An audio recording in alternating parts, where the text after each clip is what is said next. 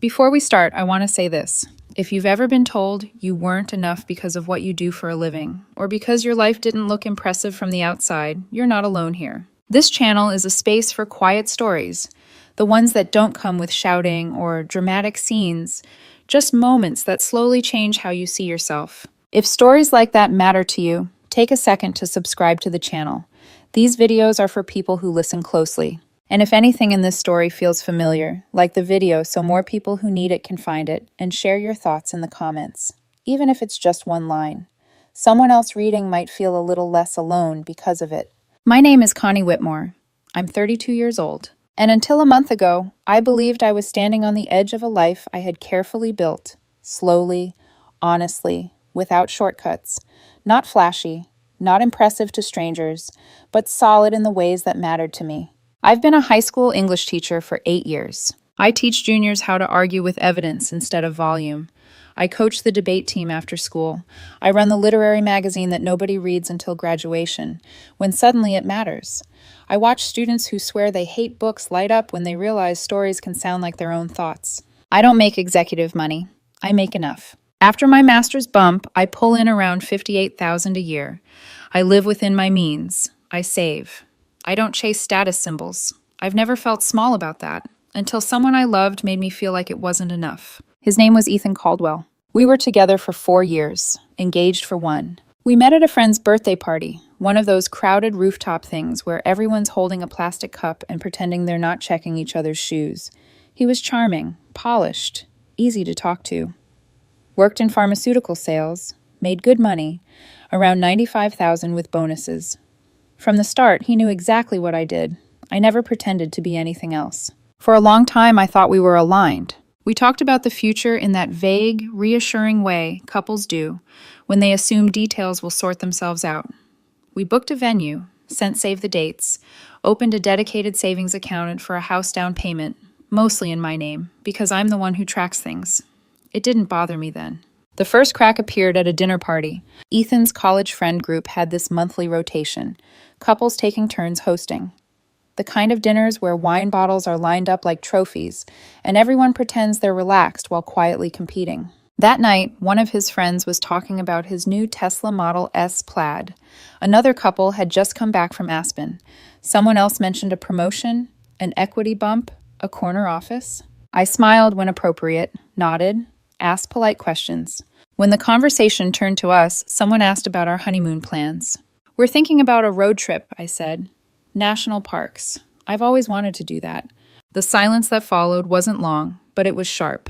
Someone laughed, not cruelly, not kindly either. Roughing it, huh? One of the friends said.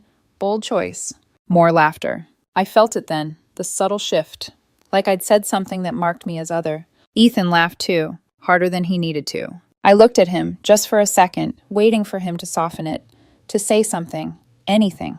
He didn't. On the drive home, he was quiet.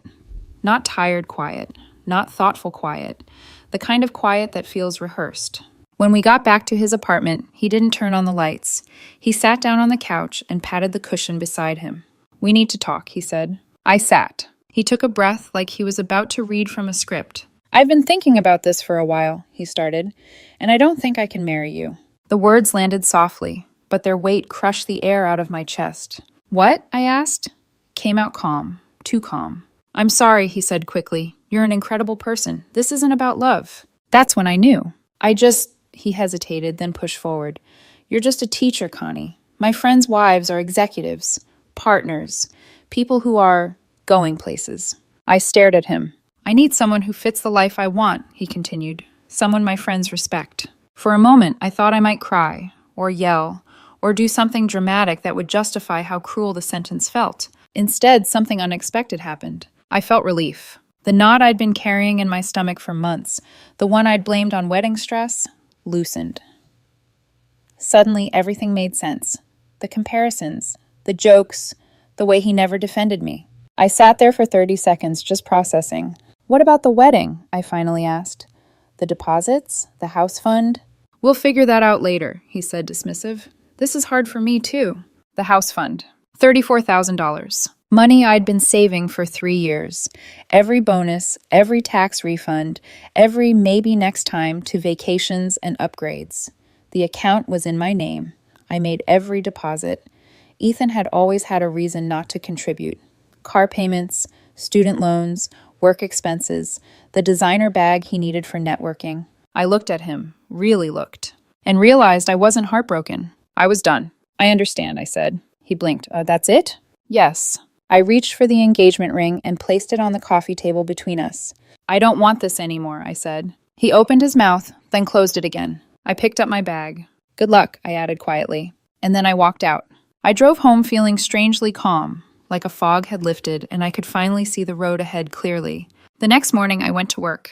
My students argued about symbolism in The Great Gatsby. The debate team needed help preparing for a tournament. Life continued, steady, grounding, familiar. That evening, I logged into my bank account. The house fund was still there, $34,000, all in my name, all mine. For the first time since the engagement, I didn't feel like I was falling behind. I felt like I had stepped out of the wrong story just in time. I didn't tell anyone the engagement was over. Not that first week. I went to work the next morning like nothing had happened. Same parking spot, same chipped mug in the faculty lounge, same juniors complaining about having to annotate poetry like it was a personal attack. Routine has a way of holding you upright when everything else tilts. If anyone noticed the absence of a ring on my finger, they didn't say anything. Teachers are good at that, seeing things and letting people decide when they're ready to talk. At night, though, the silence was louder. I lay awake, replaying moments I'd brushed off for years. The comments Ethan made casually, the way he corrected me in front of his friends, the way I always seemed to be explaining my job to people who had already decided it didn't matter. And underneath all of it, there was one steady, grounding thought. I hadn't made a mistake leaving. The house fund sat there quietly, unchanged. $34,000. I logged into the account every few days, not because I needed to, but because seeing it reminded me of something important. Every deposit told a story. Summer school checks, extra tutoring, a bonus I got for taking on curriculum work no one else wanted. Every dollar was proof of discipline, of planning, of believing in a future even when no one else was contributing to it. Ethan never asked how much was in the account. Not really. He liked the idea of it, liked saying we were saving, liked the security of knowing something solid existed without ever having to be the one to build it. I remembered the conversations clearly now. I'll start contributing once my bonus clears. This month's a little tight. You're just better at saving than I am. I'd told myself partnerships weren't always 50-50. What I hadn't realized was how easily imbalance becomes entitlement. 3 days after I left, Ethan texted me. Ethan, we should talk about the money. I stared at the message longer than I needed to. Not us, not what happened, the money. I didn't respond. The next message came an hour later. Ethan, I don't think it's fair for you to just walk away like this. Fair. That word again. On the 4th day, he called. I let it go to voicemail. His voice was tight, controlled, trying to sound reasonable. Connie, we need to be adults about this. The house fund was for our future. You can't just take it and disappear. Call me. I deleted the voicemail. Not out of spite, out of clarity. The account was in my name, always had been. There was no joint agreement, no shared deposits, no written understanding beyond conversations that conveniently blurred responsibility. I hadn't taken anything. I had simply stopped pretending. By the end of the week, the pressure escalated. Ethan's sister texted me. Sister, Ethan's really struggling. You blindsided him. Can you at least talk to him? Blindsided. I typed a response. Deleted it. Typed another. Deleted that too. Instead, I turned my phone face down and opened my laptop. I needed facts, not feelings. I pulled up every bank statement from the past 3 years, highlighted my deposits, saved copies, screenshots, dates, amounts, patterns. It wasn't paranoia. It was preparation. Because people who feel entitled to your labor rarely stop at asking politely. That Friday afternoon, I got an email from the wedding venue. Subject line, contract clarification. My stomach tightened, not with fear, but recognition. Ethan had reached out to them. They were just checking on the status of the booking. Mentioned there was some confusion about next steps. The contract had both our names on it, but the payment history told a simpler story. I forwarded the email to myself, flagged it, made a note to call them Monday. Then I did something I hadn't done in weeks. I breathed. For the first time since the engagement ended, I wasn't reacting. I was moving. That night, I poured a glass of water, just water, and sat at my kitchen table with a notebook. I made a list. Not of grievances, of actions. Secure finances. Cancel shared obligations. Set boundaries. Say nothing unless necessary. It felt almost boring, and that's how I knew it was right. The following Monday, I called the venue. I didn't dramatize, didn't overshare. I paid the deposit, I said calmly. I can provide documentation. The coordinator sighed softly, like she'd heard versions of this before. We'll need to review it with management, she said. But yes, send over your statements.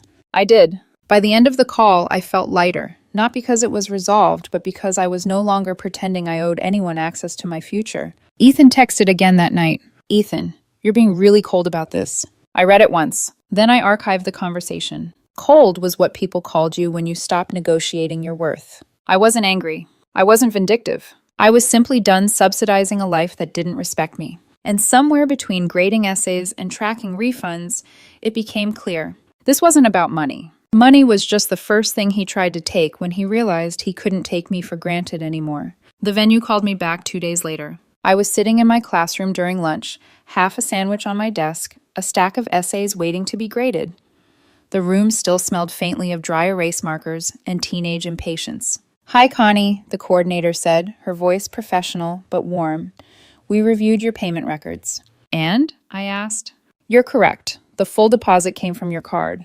I closed my eyes briefly, not in relief, more in confirmation. There is one complication, she continued. The contract lists both names. Normally, we require signatures from both parties to cancel. I expected that. What are my options? I asked. She hesitated. If one party refuses to cooperate, the person who paid can dispute the deposit. There's an administrative fee, but the majority would be refunded. How much would I lose? About 1,000? I did the math automatically. 3,500 down, 2,500 back. Not ideal, but clean. Let's proceed, I said. She didn't sound surprised. I'll email you the paperwork. When I hung up, I realized something uncomfortable. I hadn't once felt tempted to ask Ethan for permission. That was new. The photographer was easier. The contract was in my name only. $800. Fully refundable within 30 days. I'm sorry things didn't work out, she said gently over the phone. Thank you, I replied, and meant it. The DJ followed, 400 back, no questions asked. Piece by piece, the wedding dismantled itself, not with drama, but with logistics. I kept a running spreadsheet. Venue, pending refund. Photographer, refunded. DJ, refunded. Each line felt like reclaiming oxygen. Ethan noticed. Of course he did. Ethan, you canceled the photographer without talking to me? I didn't answer. Another message followed. Ethan, this is my wedding too. I stared at the words. Was. That night, he showed up at my apartment. I hadn't told him where I'd moved after leaving his place, but mutual friends had. It wasn't hard to trace. I didn't open the door right away. I stood on the other side, listening to his breathing through the wood. Impatient, controlled, familiar. Connie, he said, can we talk? I opened the door just enough to look at him. He looked irritated more than hurt, like someone who'd lost control of a situation he thought was managed. You're canceling everything without me, he said. That's not how partnerships work. I leaned against the door frame. This stopped being a partnership when you told me I wasn't good enough to marry, I said calmly. That's not what I said. I met his eyes. It is exactly what you said. He exhaled sharply. You're twisting things. No, I replied. I'm remembering them accurately. His jaw tightened. You're being unreasonable. You're taking money that was meant for both of us. I'm reclaiming money I saved, I said. There's a difference. Silence stretched between us. He shifted tactics. You know people are asking questions, he said. This makes me look bad. That was the moment. Not anger, not sadness. Clarity. I'm not managing your reputation anymore, I said. I'm managing my life. He stared at me like he'd never heard those words before. So that's it, he asked? Yes. He waited for something. An apology, a negotiation. It didn't come. Eventually, he stepped back. Fine, he said. Do whatever you want. I closed the door. A week later, the venue refund hit my account.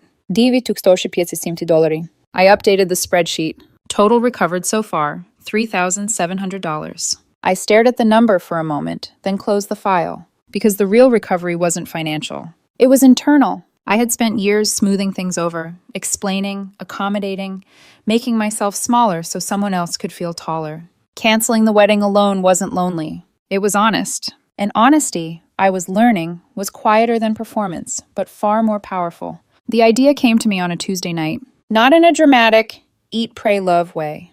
No breakdown, no wine-fueled spiral.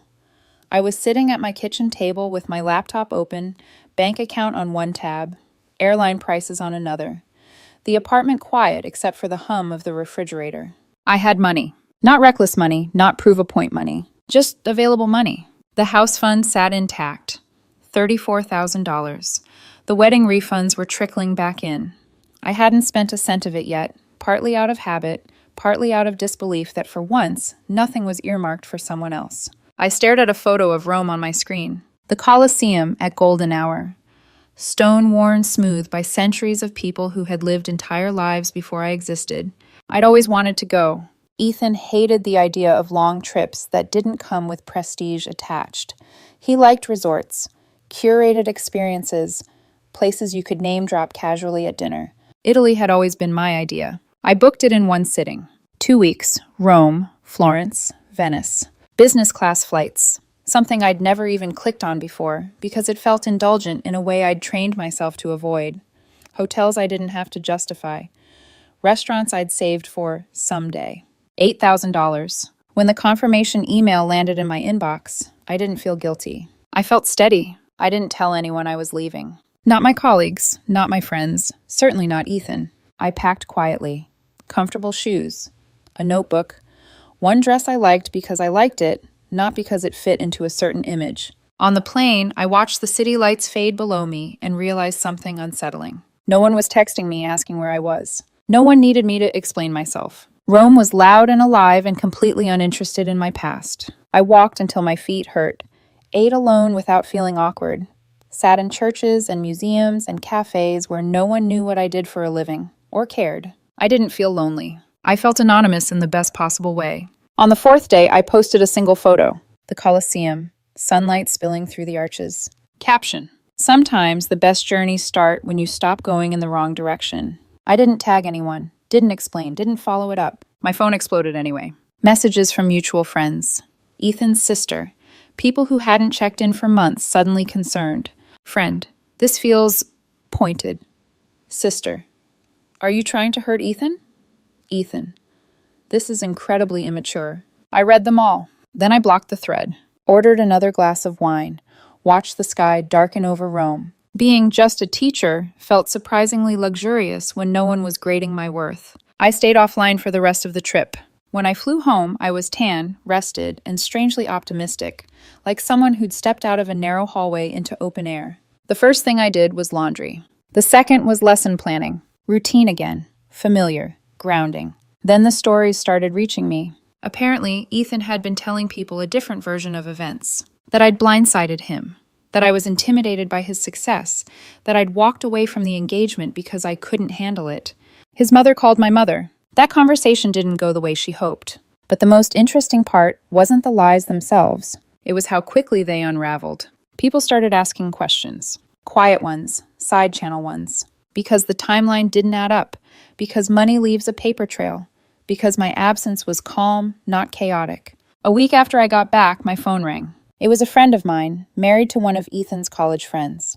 I probably shouldn't be telling you this, she said, but he thought you'd fight for him. I closed my eyes. He told everyone you were just taking a break, she continued, that you'd come around. When you posted from Italy, he lost it. I didn't feel smug. I felt tired, because I finally understood something. He hadn't expected me to leave. He'd expected me to negotiate. And that misunderstanding, more than anything else, was what shattered his version of the story. It arrived on a Thursday. Plain white envelope. No return address that meant anything to me. Just my name, typed neatly, like this was routine business. I opened it standing in my kitchen, backpack still slung over one shoulder, shoes half off.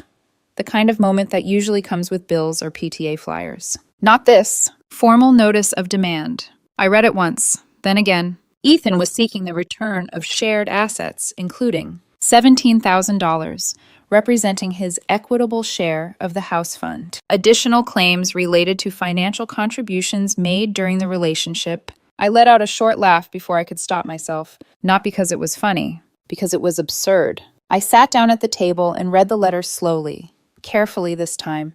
The language was confident, authoritative, designed to intimidate. It It talked about fairness, about expectations, about how long-term relationships implied shared ownership, even without written agreements. What it didn't mention was a single deposit he'd made. Not one. I didn't panic. I didn't call him. I called Mara, a friend from college who now did contract law. We hadn't spoken in months, but she picked up on the second ring. "Tell me everything," she said. I did, calmly, chronologically, no embellishment. She listened, asked a few questions. Then she laughed. "This is nonsense," she said. "The account is solely in your name. You funded it entirely. There's no cohabitation agreement, no written contract, no proof of intent to share ownership." "What about the length of the relationship?" I asked. "Doesn't matter," she said. "Courts don't split savings accounts based on vibes." That got a smile out of me. "And the engagement?" I asked. "You returned the ring," she said, "which, frankly, makes you look even better." I exhaled. "So what now?" "I'll draft a response," she said. "Clear, professional, boring, explaining why his claims have no merit. If he actually wants to sue, he can waste money he doesn't have." "How much do I owe you?" "300, she said. "Friends and family rate. Worth every cent." The response went out the next day. And then, nothing. No follow-up, no escalation, no court filing. Just silence. The bluff had been called. I didn't celebrate, didn't tell anyone. I filed the letter away with my bank statements and moved on.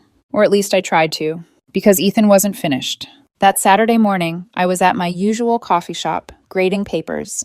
Same corner table, same oat milk latte, same barista who knew my order and never asked questions. I looked up when the bell over the door chimed, and there he was. Ethan, with his sister. Not a coincidence. He spotted me instantly, straightened his jacket, walked over like this was a planned confrontation, not an ambush. "We need to talk," he said. I didn't stand. "I don't think we do." "You got a lawyer involved?" he asked, voice tight. "Seriously? This is what we've become?"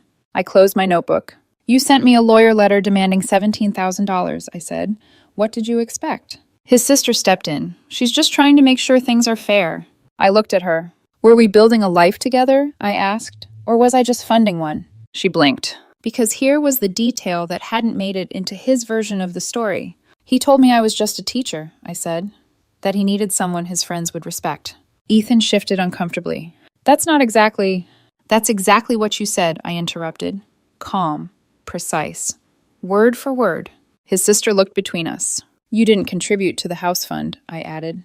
"Not once." Her face changed. "Is that true?" "That's not the point," Ethan snapped. "It kind of is," I said. Silence. Ethan grabbed his sister's arm. "Let's go. She's obviously not going to be reasonable." I met his eyes. "I've been very reasonable," I said. "I'm just not giving you money that was never yours." They left. The barista slid a muffin onto my table without a word. I smiled at her, picked up my pen, went back to grading. Because somewhere along the way, I'd learned this. People don't bring lawyers into things they're confident about. They do it when control is slipping, and they don't know how else to get it back. The school year had a rhythm to it. September always did. New faces, new energy, juniors who pretended they didn't care, seniors who pretended they weren't terrified. The debate team buzzed with first tournament nerves. The literary magazine submissions came in uneven and raw and hopeful. Work anchored me, not as an escape, but as proof that my life hadn't collapsed just because one relationship had. I hadn't planned on dating. I wasn't swearing it off dramatically. I just wasn't looking. The idea of small talk, of explaining myself again, felt exhausting. Then the debate tournament happened. It was a Saturday. Early. Too much coffee. Folding tables lining the gym like an obstacle course of arguments and clipboards. Judges checking in, students pacing, teachers pretending not to hover. I was organizing ballots when someone stepped up beside me. "Excuse me," he said. "Do you know where room C is?" I turned. He was tall, a little rumpled, like he'd come straight from something demanding and hadn't had time to smooth himself out. Not flashy, not polished, just present. "Down the hall, second door on the left," I said. "Thanks," he replied, then paused. "Are you one of the coaches?" "I am." He smiled. "Good. Then I'm in the right place." We didn't talk again until later. During a break between rounds, he ended up next to me in the hallway, both of us leaning against the wall, scrolling our phones like people avoiding eye contact on purpose. "So," he said, "what do you teach?" There it was, the question that usually came with a flicker of judgment. "English," I said, bracing myself. His face lit up. "No way," he said. "That's incredible." I blinked. "It is?" Absolutely, he said without hesitation. Those teachers changed my life. No pause, no qualifiers. No, that's nice layered with pity. Just respect. I'm Daniel, he added. I'm here judging when I can. Volunteer thing. Connie, I said, coach, occasional referee. He laughed. We talked for 10 minutes. About books. About how debate teaches kids to think, not just argue. About how exhausting teenagers are in the best way. Only then did he mention his job. I work at the university hospital, he said casually. Residency. I nodded. That sounds intense. He made a face. That's one word for it.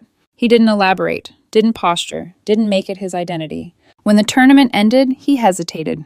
Would you like to get coffee sometime? He asked. No pressure. There was something in his tone that made the answer easy. Sure, I said. Coffee turned into another coffee, then dinner, then walks that lasted longer than planned.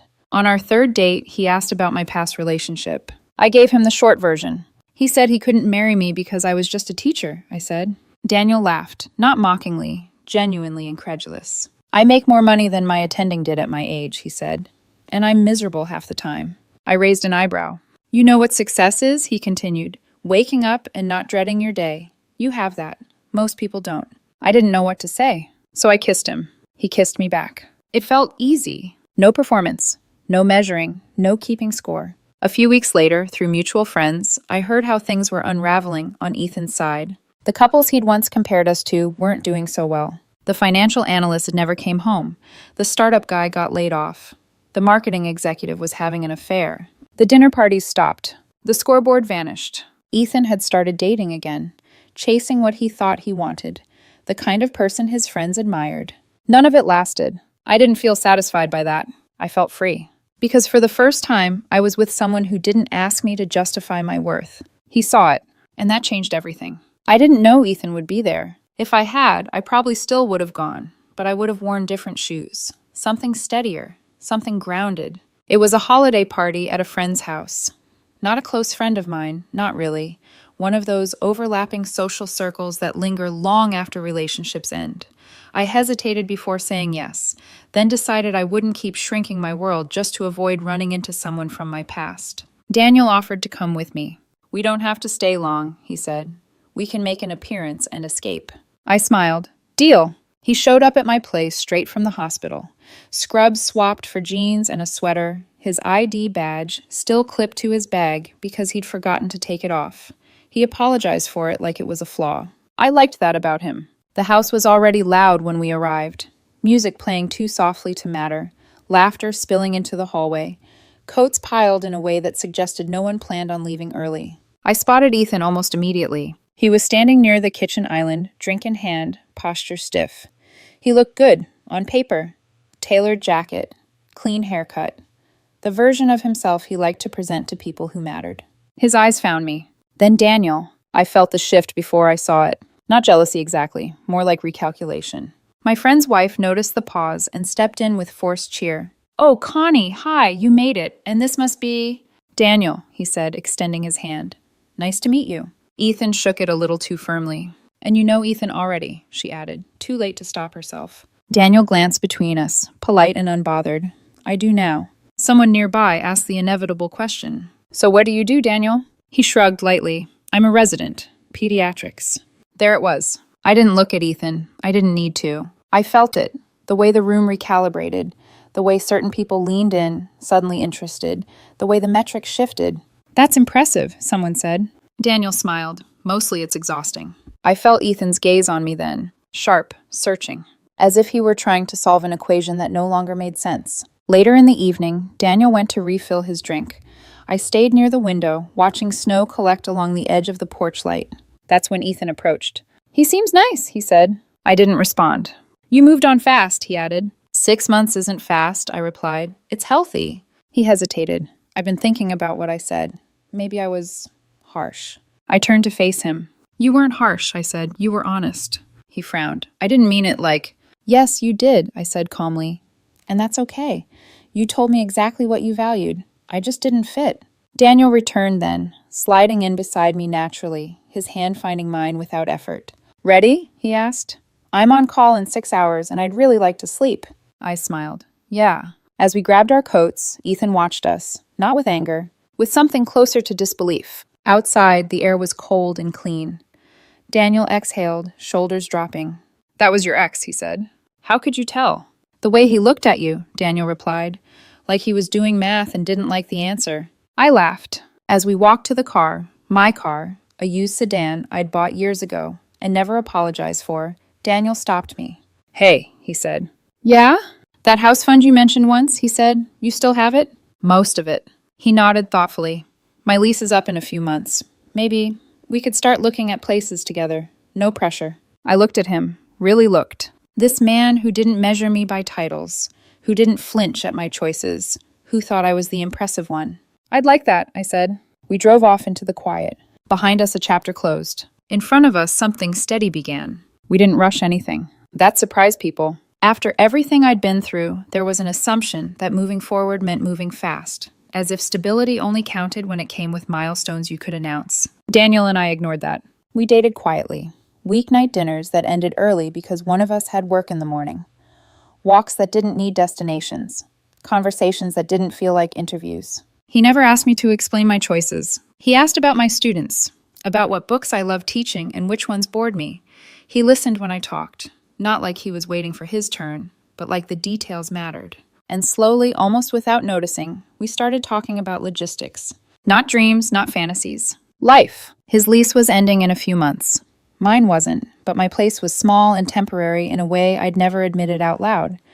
One evening, we were sitting on my couch, paperwork spread between us, his residency schedule, my school calendar, when the topic came up naturally.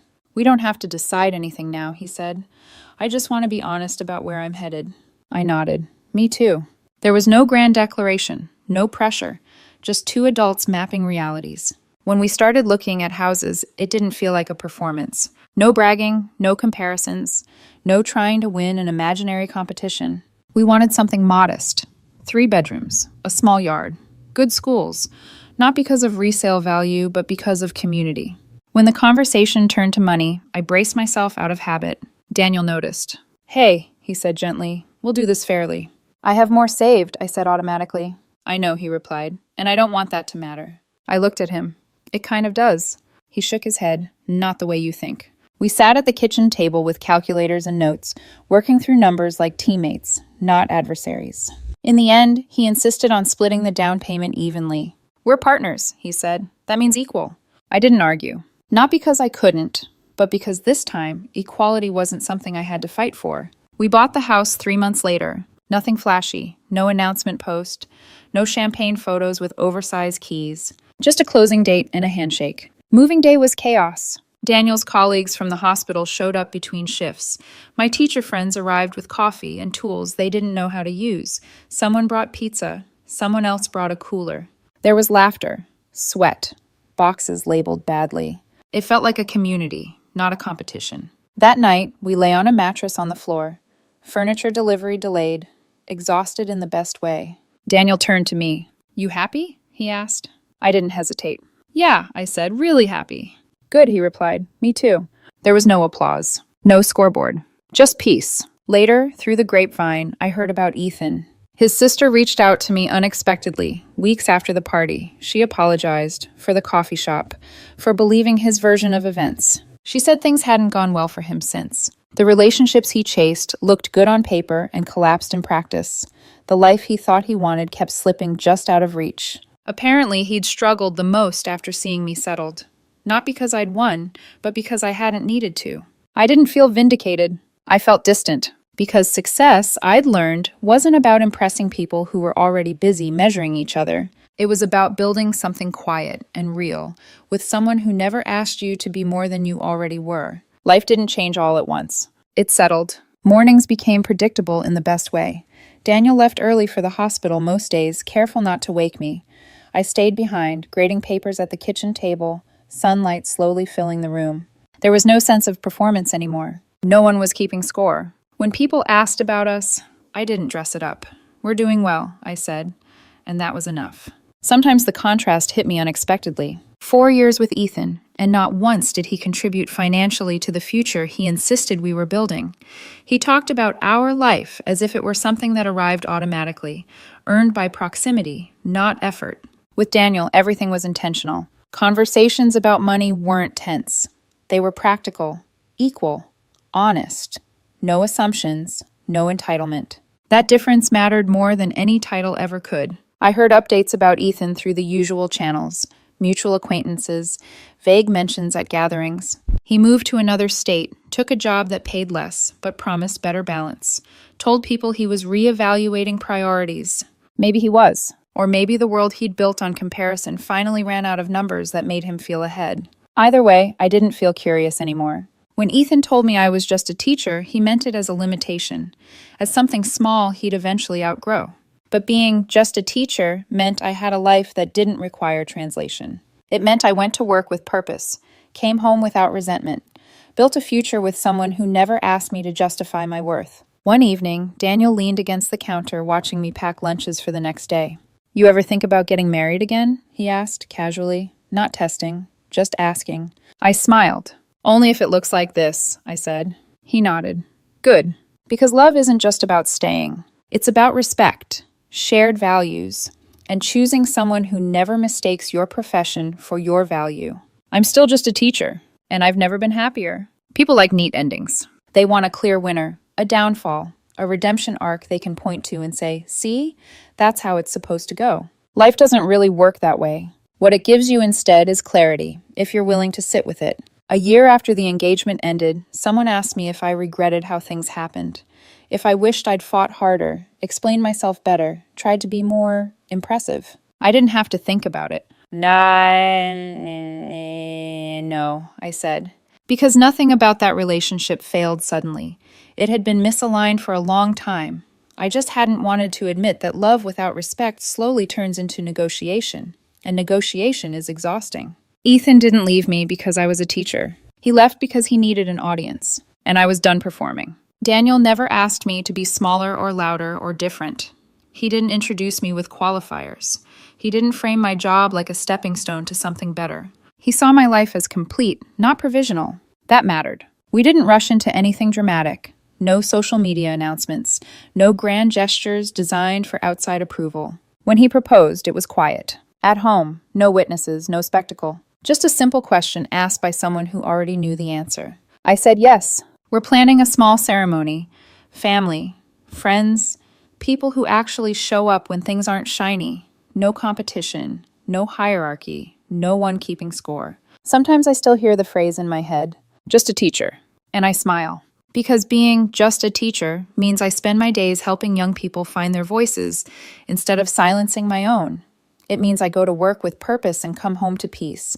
It means I built a future carefully, honestly, without needing validation from people who were too busy measuring themselves against others. Ethan wanted someone his friends would respect. I wanted someone who would respect me. We both got exactly what we chose. I'm still just a teacher, and I finally understand how much that's worth.